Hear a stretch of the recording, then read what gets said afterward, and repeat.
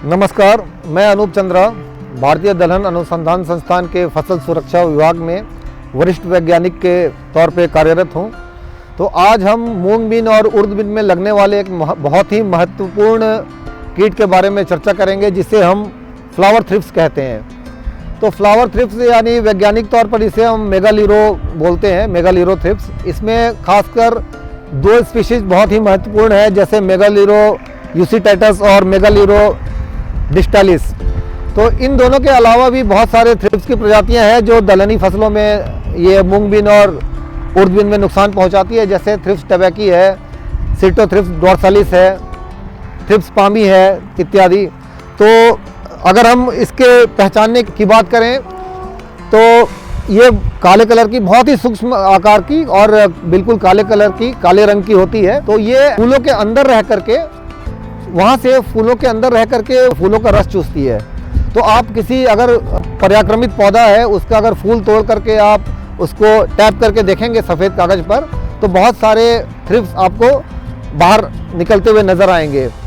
तो कम से कम देखें तो 20 से 25 थ्रिप्स आपको मिल सकते हैं। तो ये बिल्कुल काले कलर के होते हैं और एक फूल में कम से कम 20-25 के तौर पे रहते हैं। और क्या होता है कि इनके रस चूसने के कारण फूल कमज़ोर हो जाते हैं और फूल झड़ने लगते हैं। तो फूल झड़ने लगते हैं तो फलियाँ नहीं बनेंगी। जब फूल ही झड़ जाएगा तो फलियाँ नहीं बनेंगी, तो आर्थिक तौर पे काफ़ी नुकसान होता है।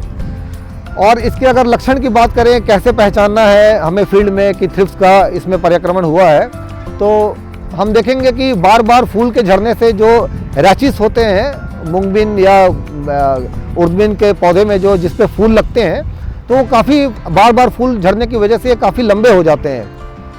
तो जैसे आपकी तस्वीर में देख सकते हैं, ये रैचिस काफ़ी लंबे हो जाते हैं और जब इनकी पर्याक्रमण काफ़ी अधिक होती है, इनके तादाद बहुत ज़्यादा होते हैं, तो उस स्थिति में बिल्कुल ही फूल नहीं लग पाते हैं और फलियों का निर्माण होता ही नहीं है। तो आर्थिक तौर पे बहुत ज़्यादा ही नुकसान होता है।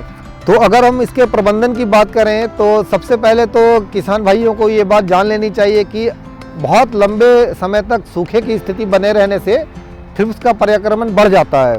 तो चाहिए कि बीच बीच में 10 दिनों के 15 दिनों के अंतराल पर एक सिंचाई देने से इनका पर्याक्रमण में कमी आ जाती है। तो अगर हम रासायनिक प्रबंधन की बात करें, रासायनिक कीटनाशकों की बात करें, तो सीड ट्रीटमेंट यानी बीज उपचार इसमें बहुत ही आवश्यक है।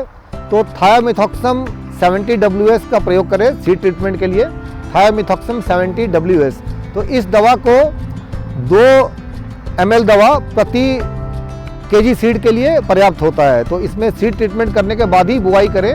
उसके अलावा जब फ्लावरिंग टाइम आता है, जब पौधा में फूल भर जाते हैं, जब कलियां बनने लगती है उसमें शुरुआती स्तर पे, तो उस समय आप या तो थायोमिथॉक्सम का 25 WG करके फॉर्मुलेशन है, तो उसका 2 ml प्रति 10 लीटर के दर से, और इसके अलावा इमिडाक्लोप्रिड 17.8 SL, इसका भी 2 ml प्रति 10 लीटर की दर से छिड़काव करने से काफ़ी प्रभावशाली पाया गया है। तो धन्यवाद।